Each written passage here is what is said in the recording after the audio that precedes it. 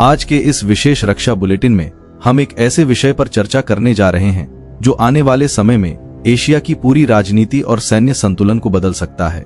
इस समय social media और रक्षा गलियारों में एक बहुत ही गर्म बहस चल रही है कि क्या भारतीय नौसेना और वायुसेना मिलकर चीन के ऊपर एक अभेद्य नेवल ब्लॉकेड लगा सकते हैं।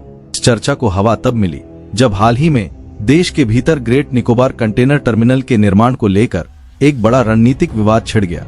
जहां एक तरफ कुछ लोग पर्यावरण की बात कर रहे हैं, वहीं देश के सुरक्षा विशेषज्ञों का मानना है कि यह टर्मिनल भविष्य में चीन की समुद्री दादागिरी को खत्म करने का सबसे बड़ा केंद्र बनेगा। इसी डिबेट के भीतर से यह सवाल निकला है कि क्या भारत कभी सच में चीन की लाइफलाइन कहीं जाने वाली समुद्री गलियों को पूरी तरह बंद कर पाएगा।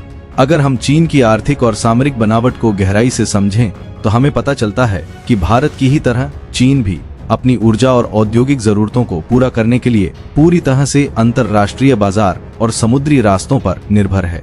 चीन की रगों में जो तेल और गैस दौड़ रही है, उसका लगभग 70 से 80% हिस्सा इसी मलाक्का स्ट्रेट के एक बेहद संकरे और तंग रास्ते से होकर गुजरता है। केवल कच्चा तेल ही नहीं, बल्कि चीन का कुल वैश्विक व्यापार भी लगभग 60 से 70% इसी एक चोक पॉइंट पर टिका हुआ है। यही कारण है कि मलाक्का स्ट्रेट दुनिया का सबसे संवेदनशील इलाका माना जाता है, जिसे चीन के पूर्व राष्ट्रपति हु जिनताओ ने अपनी सबसे बड़ी सामरिक कमजोरी या मलाक्का डिलेमा बताया था, जिसका डर आज भी चीन को सताता है।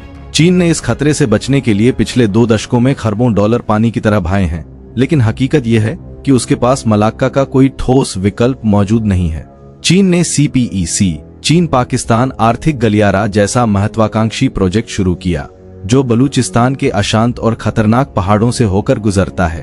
वहां BLA और BASF जैसे विद्रोही गुट हर दूसरे दिन चीनी इंजीनियरों और काफिलों को निशाना बना रहे हैं।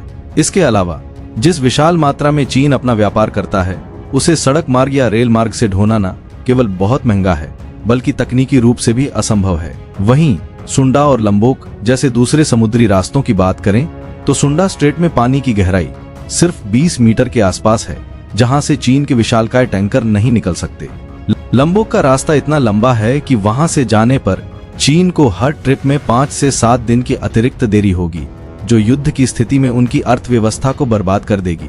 जब हम नेवल ब्लॉकेड की बात करते हैं तो कई लोग इसे पुराने जमाने की फिल्मों जैसा समझते हैं, जहां बहुत सारे जहाज आमने सामने खड़े होकर गोले बरसाते हैं।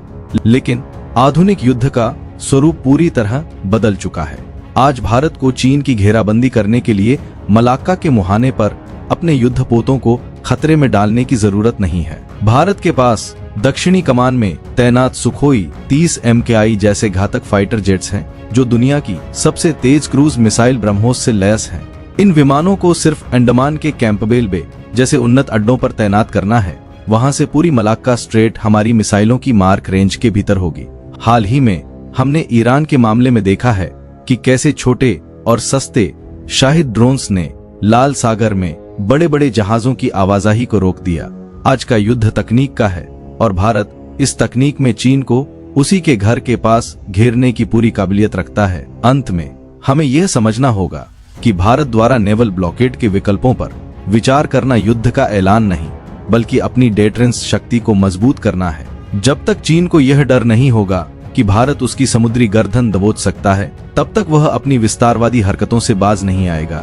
ग्रेट निकोबार में इंफ्रास्ट्रक्चर का निर्माण इसी रणनीति का हिस्सा है, ताकि समय आने पर हमारे पास टेबल पर वह विकल्प मौजूद हो जिससे चीन को बातचीत के लिए मजबूर किया जा सके।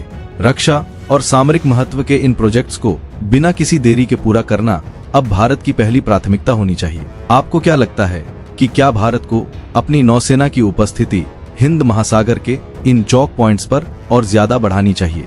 अपनी राय हमें कमेंट बॉक्स में लिखकर जरूर बताएं। रक्षा जगत की ऐसी ही गंभीर और गहन जानकारी के लिए हमारे साथ जुड़े रहें। अगर आपको यह विशेष विश्लेषण पसंद आया हो तो इस वीडियो को लाइक करें और अपने दोस्तों और परिवार के साथ शेयर करना ना भूलें। ऐसी ही विश्वसनीय और सटीक खबरों के लिए हमसे जुड़े रहने के लिए सब्सक्राइब जरूर करें। आपका दिन शुभ हो। जय हिंद, जय भारत।